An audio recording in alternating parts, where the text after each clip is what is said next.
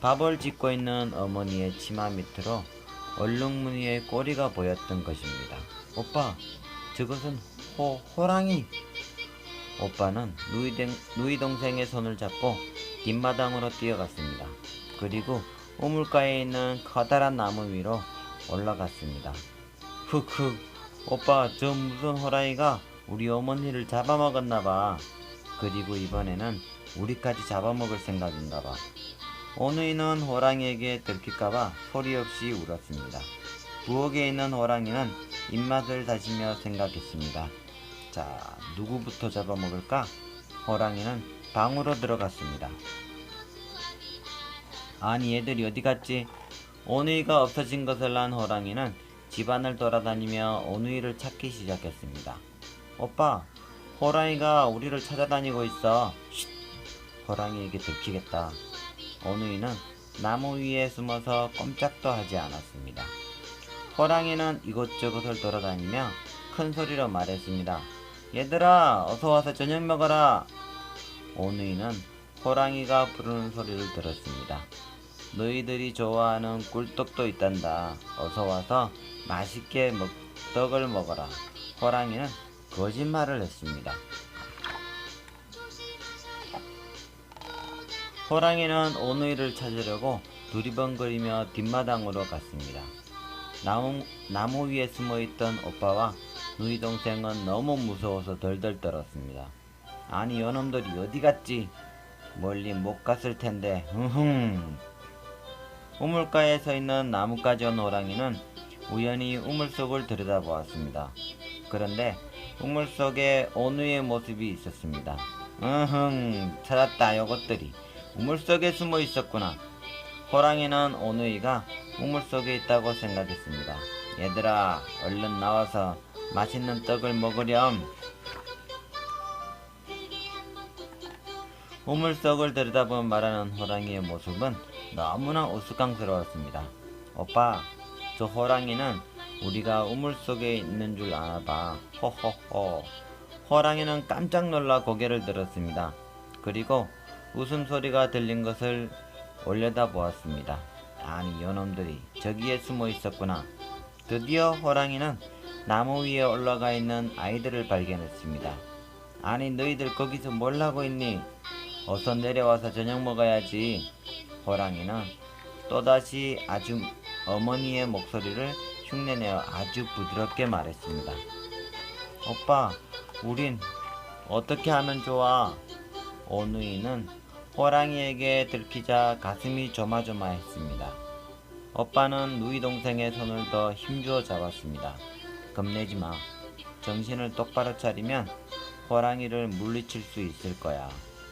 호랑이는 나무에서 빨리 내려오라고 오누이를 재촉했습니다. 어서 내려오렴. 너희들이 내려오지 않으면 내가 올라갈 테다. 오누이는 부둥켜 안고 벌벌 떨었습니다.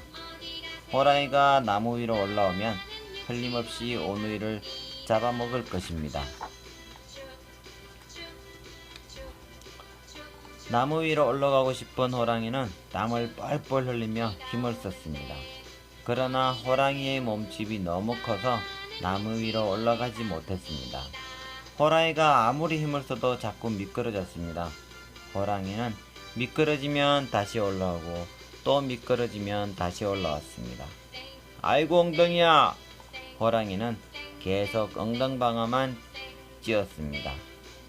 아이들은 금방 나무 위로 올라올 줄 알았던 호랑이가 쩔쩔매고 있는 것을 보니 재미있었습니다. 호호호, 오빠! 호랑이 좀 봐. 또 미끄러졌어. 누이 동생은 큰 소리로 웃었습니다.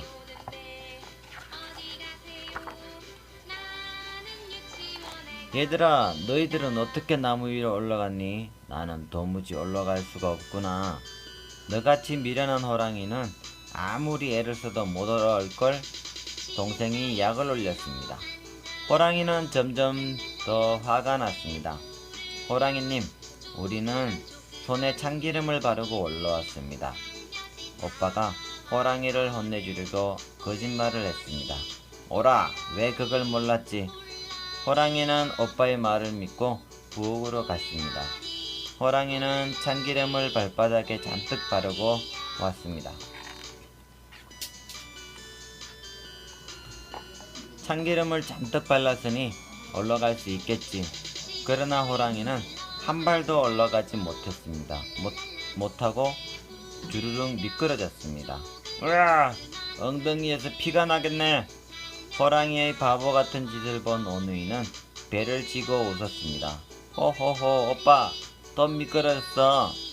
미련한 호랑이야. 참기름을 바르면 더 미끄러운 줄을 모르니? 나무에 발 디딜 자리를 도끼로 찍어 올라오면 쉽잖아. 누이 동생은 자기도 모르게 호랑이가 나무에 올라올 수 있는 방법을 말했습니다. 동생의 말을 들은 호랑이는 뛸 듯이 기뻤습니다. 신이 난 호랑이는 발 디딜 자리를 찍으면서 나무 위로 올라갔습니다. 오빠와 누이 동생은 호랑이가 한 발씩 위로 올라올수록 부들부들 몸을 떨었습니다. 오빠, 이제 우린 어쩌면 좋아. 큰일 났어. 호랑이에게 잡아먹힐 것 같아.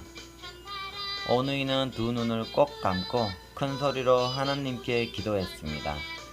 하나님, 저희들을 살려주시려거든 제발 동아줄을 내려주세요. 오누이의 기도가 끝나자마자 신기하게도 하늘에서 스르르 동아줄이 내려왔습니다. 오누이는 그 동아줄을 꽉 잡았습니다. 동아줄은 천천히 하늘로 올라갔습니다. 오누이를 놓친 호랑이는 분해서 자기의 가슴을 두드렸습니다. 호랑이도 하나님께 기도했습니다. 하나님, 저에게도 동아줄을 내려주세요. 그러자 하늘에서 동아줄이 내려왔습니다. 호랑이가 잡은 동아줄은 하늘로 올라가기 시작했습니다. 그런데 호랑이가 매달린 것은 썩은 동아줄이어서 그만 끊어져 버렸습니다. 우와, 호랑이 달려! 동아줄이 끊어지자 호랑이는 땅으로 떨어졌습니다. 마침 호랑이가 떨어져 죽은 곳은 수수밭이었습니다.